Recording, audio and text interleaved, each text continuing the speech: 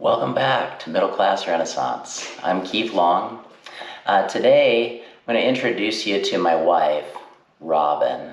Now, Robin and I met back in 1998 in Fort Collins, Colorado. She was living on the western slope of Basalt, Colorado, kind of between Glenwood Springs and Aspen, and decided to make the move to Fort Collins. At the time, she was a practicing farrier and did that for 11 years. Where a farrier is someone who trims horses' hooves, and then it also involves blacksmithing to make horseshoes and fit them to horses' hooves. So Robin was new to town. I had recently graduated from college. I had been working on one of my parents' ranches, and I decided to go to farrier school. So I was in Fort Collins attending a farrier school at Colorado State University, and Robin came by to go to lunch with our instructor. Since they were both farriers and she was getting to know people in the area and doing that, she came by, and when she did, I kind of sat up straighter and I was like thinking to myself, wow, who is that?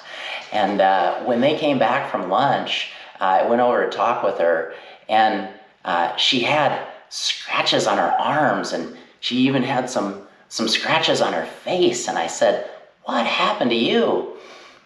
She said, well, I went back to the western slope. It was Roundup last week, and so we had to get all the mama cows and calves off of the BLM land, which is Bureau of Land Management land, government land.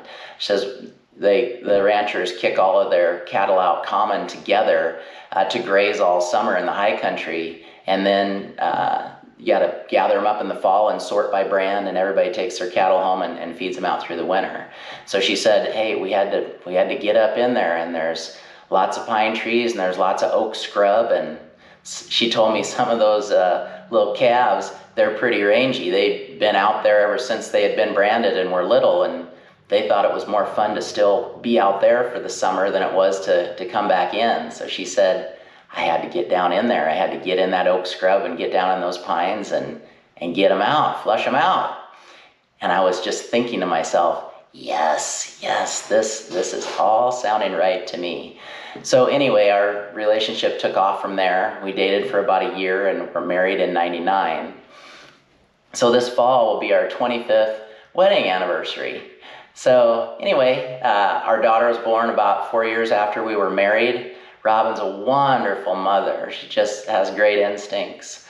And, most of the time, a joy to be around. I'm sure that could be true of anyone. Any of you out there that have been married any amount of time. It's like, well, hey, life's not always perfect. But Robin's a wonderful person.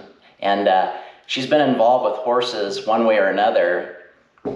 It sounds like since she was 9 years old. When she was a small child, 9, 10, 11 years old, when she didn't have horses, she'd ride other people's problem horses and train them and get those horses to be better with people, just to keep herself in something to ride. And so it's taken off from there, and she's been involved with horses basically her entire life. So let's give you a little montage of her working at our home with a horse.